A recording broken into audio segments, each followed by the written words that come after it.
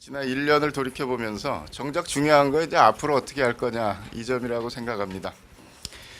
그래서 오늘 취임 1주년을 이제 앞두고 이렇게 여러분들을 만나 뵙게 됐습니다. 1년이라 그러는데 몇 년 한 것 같아요, 솔직히. 시간이 어떻게 지나갔는지 잘 모르겠지만 굉장히 오랜 시간 동안 숨가쁘게 달려온 그런 느낌을 받습니다. 사업 성과에 대한 보람도 있고 더 크게 기억나는 것은 어쨌든 지난 시기 동안 부천에 있었던 많은 재난 상황이라 그럴까요? 그런 것이 또 기억이 납니다. 시민들의 평가에 의하면은 제일 잘했다라는 것이 무상급식 시행에 대해서 평점을 주는 것 같습니다. 그리고 화장장 문제를 해결한 거, 물론 임시적 방편이긴 합니다만, 그 다음으로 문화도시 부천의 이미지를 유지하고 강화한 점, 또 외곽고속도로 하부공간 사건을 맞아서 정비가 이루어진 점에 대해서 시민들은 기억해주고 있고, 그 다음으로 나오는 게 이제 소통을 잘했다라는 것입니다. 그래서 앞으로 소통에 주력하겠습니다. 소통 자체가 목적이 아니고 그를 통해서 우리가 하고자 하는 일들을 보다 원활하게, 보다 시민의 뜻에 입각해서 하기 위한 것이기 때문에 그렇다라고 생각합니다. 많이 질문하는 게 1년 해보니까 어떠냐, 시장 해보니까 어떠냐 이런 말씀을 합니다. 그러니까 시장이 정말 많은 일을 한다는데 우선 놀랐습니다. 결제하는 사항이 무척이나 많더라고요. 그러니까 하다못해 그 보도블록에 대한 미세한 그런 것들부터 도시계획에 대한 그랜드 디자인까지 우리 90만 시정의 구석구석에 대해서 참 하는 일이 많다. 그런 점이 하나 놀랐고, 또 하나는 시장 일이 참 날씨에 민감해야 되는구나라는 점에 대단히 놀랐습니다. 우리 부천 시민들 마찬가지입니다만 눈 내리면 눈 잘 치워야 되고 비 오면 물 안 차야 되고 이런 아주 기본적인 도시 인프라와 안전에 대한 이런 욕구가 상당히 강했고, 그것에 대해서 시장이 잘 대응해 주기를 기대하는 바가 대단히 컸습니다. 그래서 한마디로 보면 시장 일은 진짜 노가다.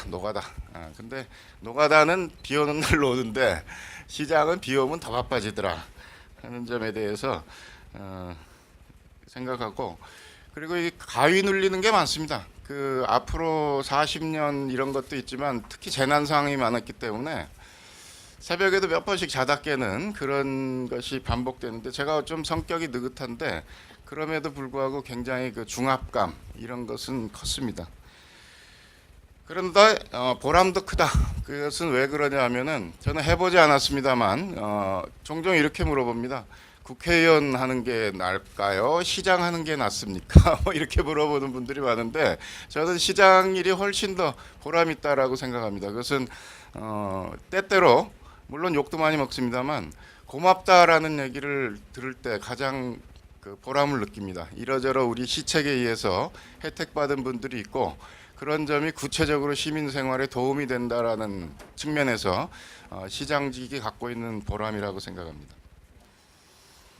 지난 1년 동안 가장 기억에 남는 일은 뭘까 생각해 봤습니다.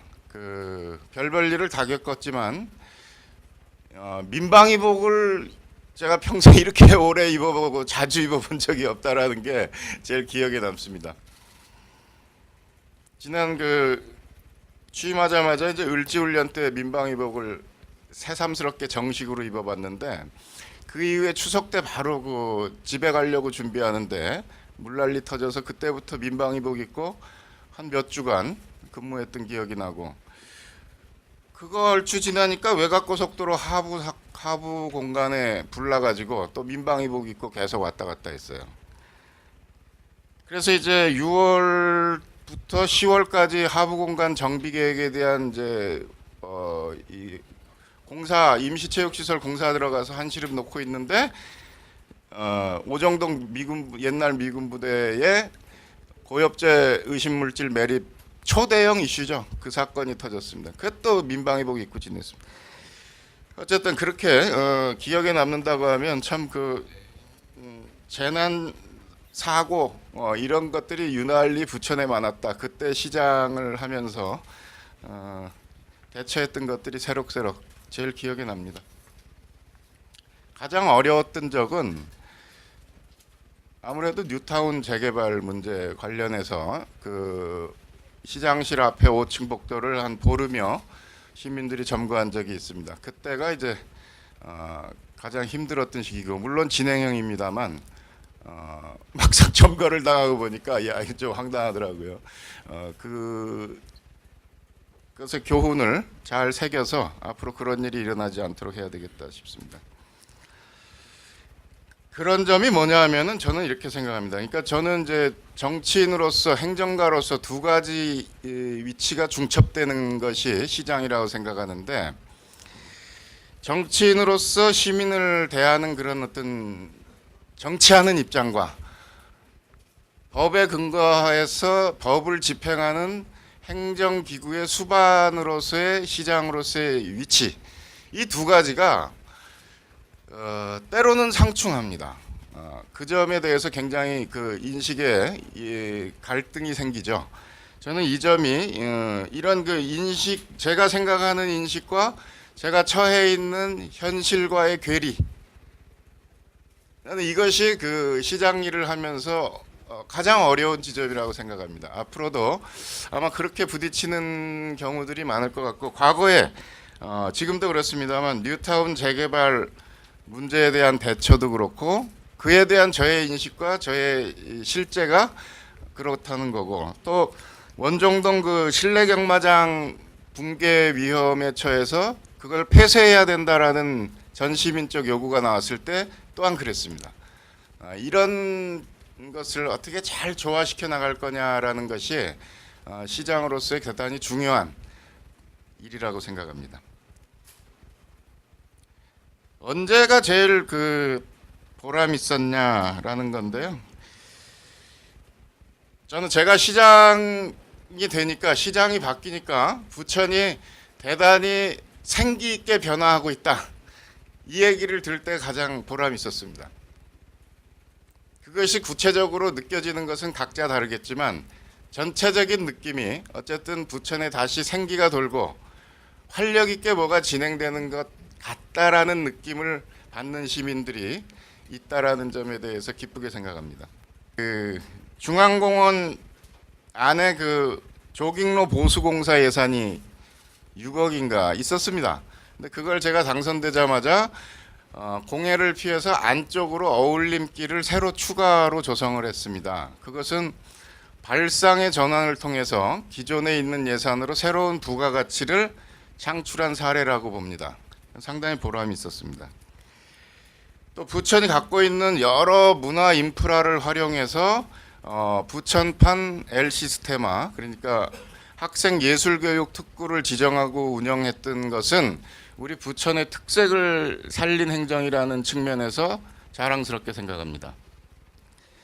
또 이번에 얼마 전에 결정됐지만 심곡 복개천 생태하천 복원 사업을 단기간 내에 국토연구원과 용역하고 환경부 사업으로 채택되도록 한 것은 우리 공직이 갖고 있는 역량을 극대화해서 아주 그 효과적으로 사업을 제 궤도에 이제 추진되도록 올려놓은 그런 뭐라 그럴까요? 그 우리 공직의 업무 추진의 그 프로세스를 아주 그 효율적으로 극대화시킨 사례라고 저는 생각합니다. 그래서 그 사업 자체도 그렇지만 그것을 해나간 우리의 일처리 방식이 대단히 좋았다라고 생각합니다. 인천 화장장 문제, 공동 사용한 문제도 저는 기쁘게 생각하는데, 그것은 그 화장 문제의 해법 자체도 그렇지만 나는 이것이 우리 공직과 시민들의 인식을 전환시킨 계기라고 생각합니다. 그러니까 지방자치를 하면서 정작 인근의 지방자치와의 교류를 등한시했던, 때로는 갈등을 일으켰던 그런 것을 불식시키고, 앞으로 정말 우리가 만리 밖에 이 미국의 자매 도시와도 교류를 하는데 어깨를 맞대고 있는 인근 지자체와 다양한 협력 모델을 만들어야 된다라는 어떤 목적 의식을 우리가 깨우친 그런 일이라고 생각합니다. 그런 면에서 의미를 저는 부여하고 싶습니다. 아쉬운 점도 있습니다. 아쉬운 점 뭐냐? 지난 1년 동안 하면서 제가 그 행정을 하는 방법으로 시민 참여 소통을 강조를 했습니다만 정작 그 방식을 구사하려고 해보니까 뭐라 그럴까요? 그 깨어있는 시민 또는 조직된 시민이 적다. 상당히 허전하다 그 지점이.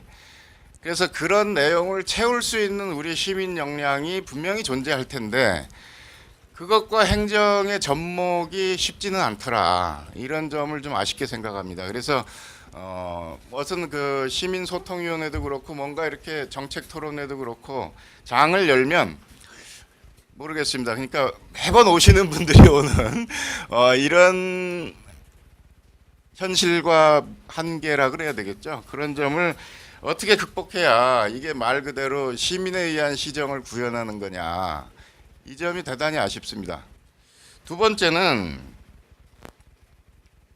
이 새로운 이것도 지방자치도 큰 지금 경쟁의 무대입니다. 전국에 기초단체 200개가 넘는데 이 경쟁 무대에서 살아남기 위해서는 부천만의 정책이라든지 아니면 다른 데서 시행착오를 거친 것에 부천의 변형적 이 창조 이런 것들이 필요합니다. 그러니까 정책 생산 능력 이것이 굉장히 그 지방자치의 경쟁력을 강화하는데 핵심 역량인데 이 점이 우리가 너무나 취약합니다.